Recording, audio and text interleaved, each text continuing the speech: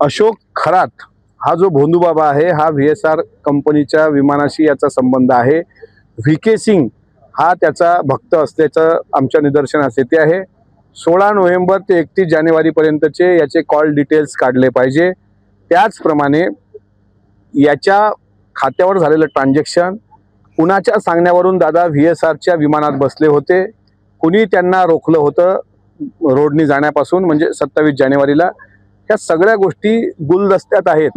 आणि महाराष्ट्र सरकारने निपक्षपाती चौकशी करून जर अजितदादांना न्याय द्यावा असं जर माननीय मुख्यमंत्री आणि उपमुख्यमंत्री शिंदे साहेबांना वाटत असेल तर आमची हात जोडून विनंती आहे की अशोक खरात 16 नोव्हेंबर ते 31 जानेवारी पर्यंतचे त्याचे सर्व CDR काढा आणि VSR कंपनीचं जे विमान ते मग अरोरानी हायर केलं होतं का, त्यांनी सेकंड हँड विमान घेतल्याचं लक्षात येतंय। हे सगळ्या गोष्टी ह्या महाराष्ट्राच्या जनतेसमोर येऊ द्या, अन्यथा महाराष्ट्राच्या जनतेचा जर आगडोंब उसळला तर मला असं वाटते ईशान्येश्वर मंदिराच्या गाभाऱ्यापर्यंत ही आग पेटत जाणार।